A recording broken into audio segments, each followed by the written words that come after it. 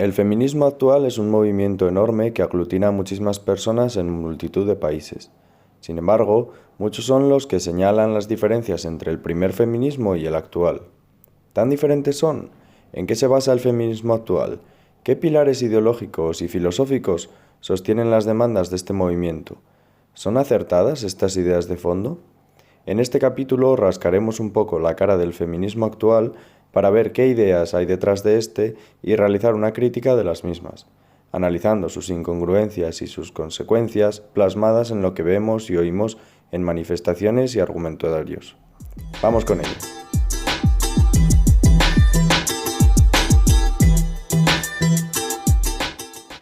Esta crítica va dirigida al feminismo que actualmente se refleja en los manifiestos y que, por tanto, entiendo es aquel por el que se manifiesta una mayor parte de gente y el que apoyan las personas que se dicen feministas a día de hoy.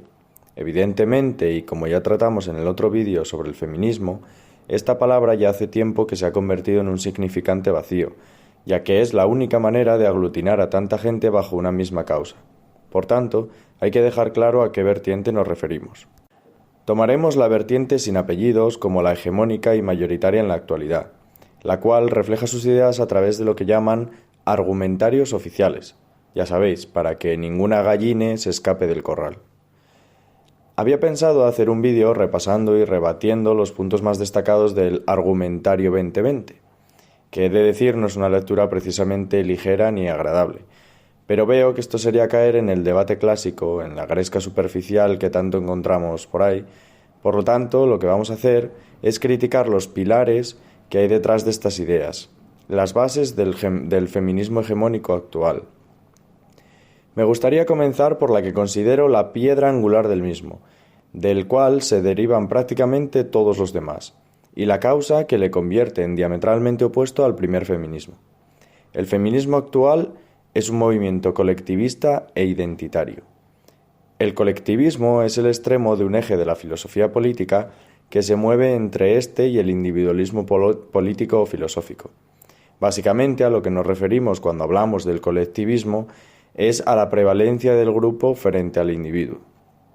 El colectivismo considera que los derechos del individuo están siempre sujetos y determinados por la conveniencia y el interés del grupo, que el individuo por sí mismo no es un sujeto de derecho, en tanto en cuanto su derecho bebe y está regido por el interés y el derecho colectivo.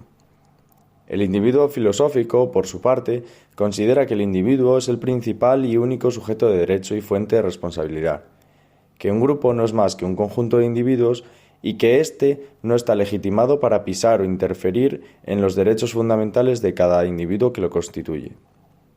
Entre estos dos extremos del eje hay un sinfín de posicionamientos de filosofía política, estando las corrientes mayoritarias a día de hoy en los países occidentales en torno al centro del eje y con un ligero sesgo individualista. En un extremo de este eje encontramos ideologías colectivistas como el comunismo, el fascismo, el nacionalismo o el socialismo marxista, mientras que en el otro encontramos al liberalismo clásico, el libertarianismo o el anarcocapitalismo. Una vez que hemos definido la faceta colectivista del feminismo, cabe darle el matiz necesario, ya que los colectivismos pueden elegir a qué grupo o grupos le otorgan esa potestad de rectores de derechos. En términos simples, podemos decir que, al igual que el nacionalismo o el fascismo le otorgan este poder al Estado y a la raza, el comunismo o el socialismo marxista se le otorgan al Estado y al proletariado. El feminismo actual en este aspecto es colectivista identitario, es decir, que atribuye como rectores de derecho a grupos según su identidad, y más en concreto para este caso según su identidad sexual o de género. Esto, en última instancia y llevado al extremo, anula por completo la identidad del individuo para convertirla en una suerte de identidad colectiva, es decir, tu valor y tus derechos han de estar regidos por tu identidad colectiva, que por ejemplo sería la identidad de ser mujer. Es sencillo percibir los problemas que trae esta visión del mundo y esta filosofía. Al fin y al cabo es la misma que llevaba a los nazis a asesinar a negros y a judíos, a los países occidentales a apartar o esclavizar a los negros, a los revolucionarios socialistas a asesinar a aristócratas o a la dictadura comunista cubana a perseguir y asesinar a los homosexuales. Como vemos, Aquí cabe de todo en cuanto a burradas históricas. Es obvio que el contraargumento aquí sería decir que de aquellas se les administraba un tratamiento colectivista identitario para mal, y ahora con este feminismo y corrientes similares se les aplica para bien. Bueno, en cuanto a esto, no estaría yo tan seguro de que vaya en bien de nadie que la gente discrimine, para bien o para mal, por grupos o colectivos asignados subjetivamente en muchos casos. Y por otro lado, no existe discriminación positiva sin una contraparte negativa. Por lo tanto, defender este argumento sería tanto como defender el ojo por ojo como soluciona los conflictos. El primer feminismo, el original, digamos, defendía un enfoque completamente contrario al colectivismo identitario. Defendía un individualismo político, en el que las personas tuviesen los mismos derechos independientemente de su género, raza o religión, y que estos derechos que cada individuo posee no pudieran ser pisoteados por ningún colectivo ni dependiesen de la pertenencia voluntaria o involuntaria del mismo a ningún colectivo o grupo. Afortunadamente, los países occidentales adoptaron esta postura del liberalismo clásico hace ya muchas décadas.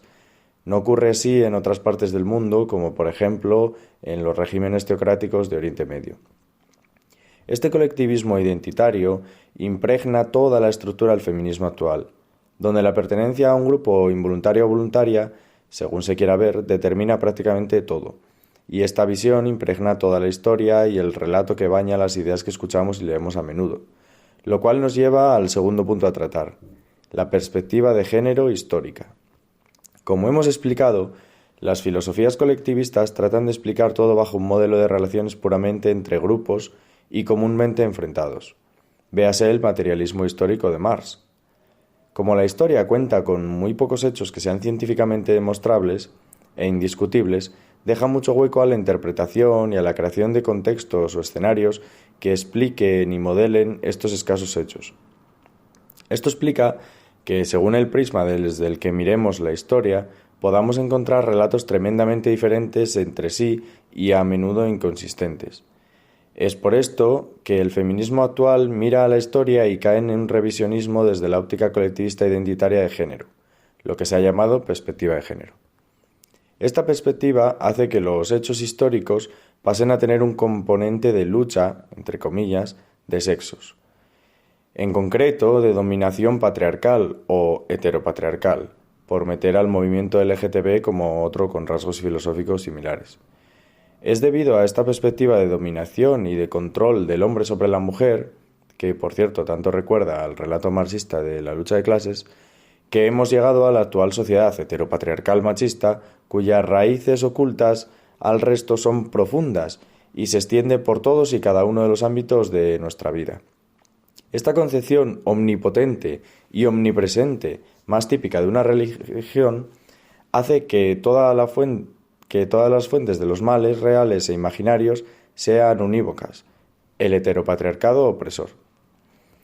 Este aspecto del feminismo actual es clave para su éxito y su extensión en las últimas décadas, ya que un mensaje sencillo, omnipresente y no falsable es perfecto para aglutinar a un montón de gente tras una causa sin que se tengan que rascar mucho la cabeza o esforzarse por estudiarse las cosas. Evidentemente, esta visión de la historia bajo esta llamada perspectiva de género casa muy mal con otros hechos conocidos, pero como ya vimos en el vídeo de sesgos, seleccionar la información conveniente y descartar el resto se nos da de maravilla. Es por ello que la lucha de cifras que tanto escuchamos solo atiende a una vertiente y no así a la otra, es decir, la perspectiva de género del feminismo actual es asimétrica, ya que si no lo fuese y se aplicase también al hombre, evidenciaría las fuertes incongruencias en el discurso y el relato histórico creado. Como dije antes, este relato casa muy mal además con otros modelos históricos, que, por ejemplo, explican mediante una conjunción de aspectos evolutivos, biológicos y sociales la historia. De forma muy resumida, en estos vemos cómo la vida de subsistencia que la humanidad llevaba hasta hace escasamente 2 siglos obligaba a organizar de forma eficiente estas sociedades, protegiendo a la mujer por su capacidad reproductiva y utilizando y sacrificando al hombre para trabajos con altísimo riesgo y que a menudo requerían de cualidades físicas más presentes en estos. Además, estos, como he dicho, se sacrificaban en guerras, conflictos de todo tipo o mismamente en el propio trabajo, cosa que, por cierto, sigue pasando. La organización de la sociedad bajo esta perspectiva se estructura en dos vertientes, la de producción y la de reproducción, ambas con el único objetivo de perpetuar la especie y hacerla sobrevivir. Es por ello que los órganos de decisión productiva estaban integrados por hombres. A medida que la humanidad fue saliendo de la extrema pobreza, el modelo de supervivencia fue cambiando y la mujer se pudo integrar en las estructuras productivas. Con más o menos premura o resistencia, esto ha ido ocurriendo a través de los últimos siglos, al menos en los países occidentales y hasta nuestros días. La visión del feminismo actual, anteriormente comentada, suele negar principios biológicos, psicológicos o antropológicos, ya que casan muy mal con su versión. Y esto nos lleva al tercer punto clave del feminismo actual, y es que es un movimiento construccionista. El construccionismo básicamente se basa en negar cualquier determinismo biológico y atribuir todo lo que observamos a la influencia del entorno. Básicamente el construccionismo se opone de frente al determinismo biológico. Este es un debate clásico en las ciencias de la salud que se extiende a menudo a ciencias sociales o a la filosofía. Como regla general, se puede decir que para aspectos psicológicos la mitad viene determinada biológica o genéticamente y la otra mitad viene determinada por el entorno y cambia con el tiempo. Como digo, esto es una regla general que puede ser matar moscas a cañonazos, por lo que lo más conveniente sería analizar caso por caso con la evidencia científica disponible. Sin embargo, el feminismo actual es construccionista radical. El determinismo biológico no existe para este. Todo es una construcción heteropatriarcal machista. Pero, de nuevo, esto no encaja muy bien con la evidencia disponible. Un argumento muy típico es escuchar que las mujeres se dedican a profesiones menos pagadas en campos como la salud o los cuidados, mientras que los hombres van a puestos mejor remunerados como ingenierías o similares, y que esto es resultado de la sociedad y la educación heteropatriarcal que inculca diferentes cuestiones a niños y niñas, impidiendo que las mujeres elijan sectores que consideran mejores o más influyentes. Todo obviamente orquestado por el heteropatriarcado para oprimir a la mujer. Sin embargo, es bien sabido en psicología que la mayor diferencia entre el cerebro de hombres y mujeres es que los primeros tienen un mayor interés por las cosas y las segundas por las personas. Esta no es una gran diferencia, sin embargo, en los extremos de la distribución, esta pequeña diferencia hace que, de entre las personas con más interés en las cosas, la gran mayoría sean hombres, y de entre las que tienen un mayor interés en las personas, la gran mayoría sean mujeres. Esto explica, por ejemplo, los porcentajes de hombres y mujeres que estudian enfermería o ingeniería. Evidentemente, la respuesta omnipresente y el construccionismo son la explicación de esta diferencia para el feminismo actual. Sin embargo, como dije antes, la evidencia disponible demuestra todo lo contrario. Cuando se reduce al mínimo posible la influencia y el condicionamiento social, estas diferencias comentadas se mantienen o incluso se agrandan aún más. ¡Qué sorpresa! Al menos para el grupo investigador que hizo el estudio la primera vez. Estudio que, por cierto, se ha replicado en varias ocasiones con los mismos resultados. Esto, unido a la asimetría de perspectiva de género, también resulta en invisibilizar la influencia psicológica distinta en los patrones de asesinato cometido por hombres y por mujeres, o pensar que la publicidad que utiliza mujeres es fruto de una cosificación machista y no es un resultado del cerebro femenino, precisamente. Otra cuestión clave que me gustaría comentar es que el feminismo actual tiene una visión de la justicia finalista, que en realidad es una derivada, aunque no necesaria, del colectivismo identitario. La justicia es procedimentalista. Esto quiere decir que juzga si algo es justo o no es justo en base al proceso y no al resultado. Es decir, un resultado es justo, sea cual sea este, en tanto en cuanto el proceso que ha llevado al mismo sea justo. El problema de tener una visión de la justicia finalista radica en que se juzga únicamente por el resultado, y esto resulta tremendamente subjetivo. Un ejemplo sería decir, por ejemplo, en el sector o institución X hay un 70% de hombres y un 30% de mujeres, y determinar, por tanto, que esto es injusto desde la perspectiva de género, ya que debería ser representativo de la composición de la sociedad, es decir, 51% de mujeres y 49% de hombres.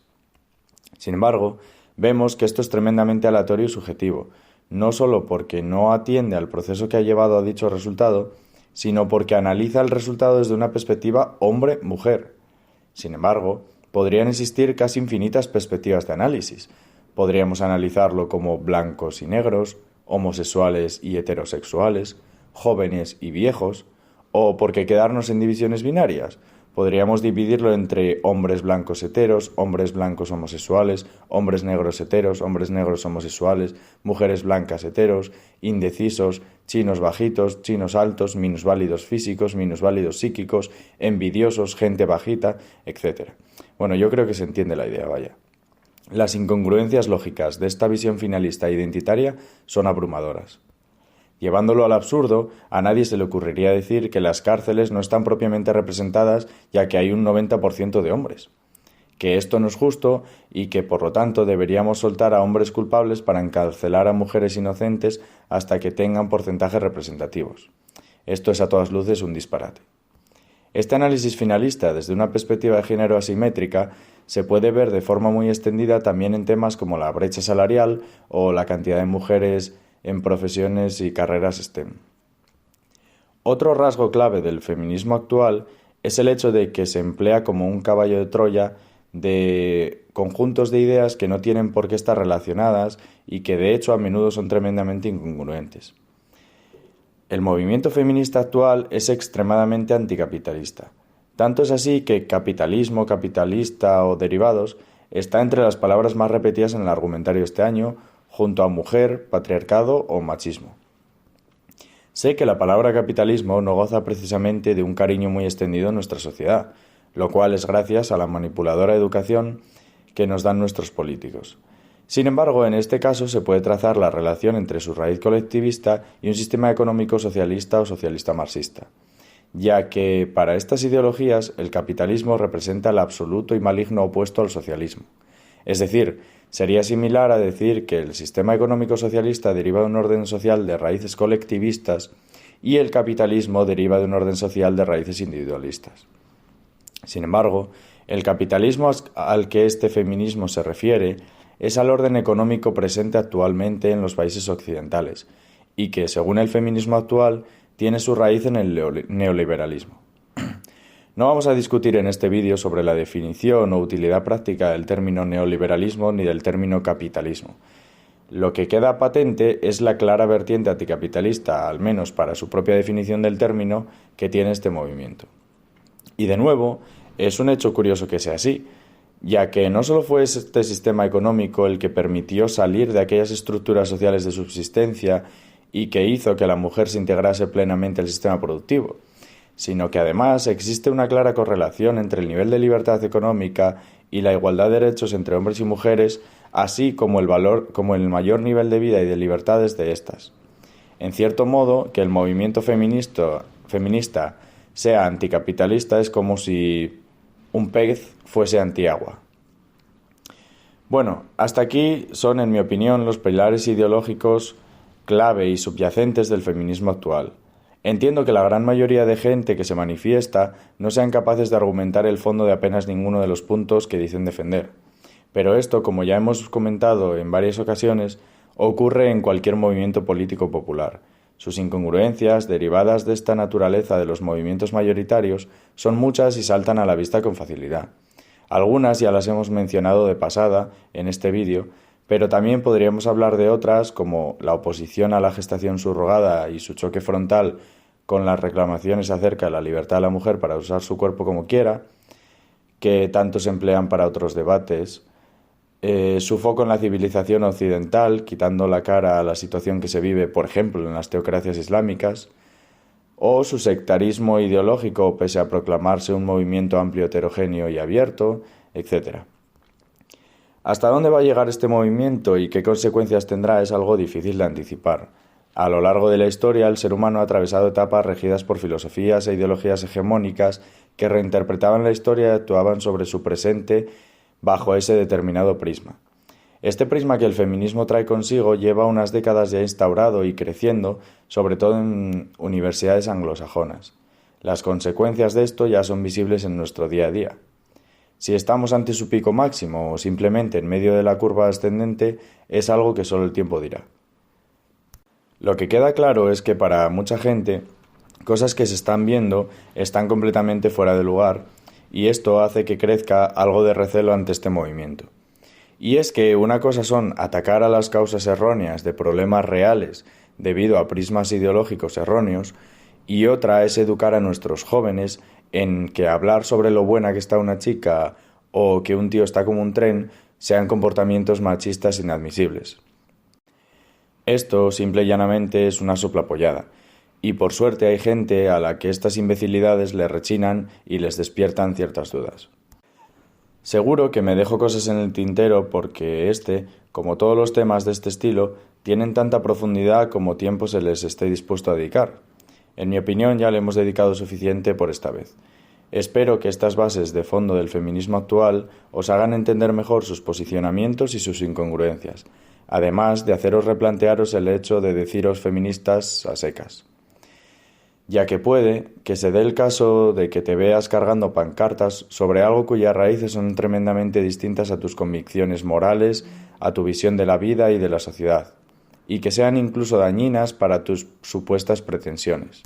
Todo ello víctima de la ignorancia y de unos cuantos sesgos de esos que hacen salivar a nuestros gorrinos gubernamentales y que, con tu voto mediante, convertirán lo que un día fue un corral en una estampida fatal.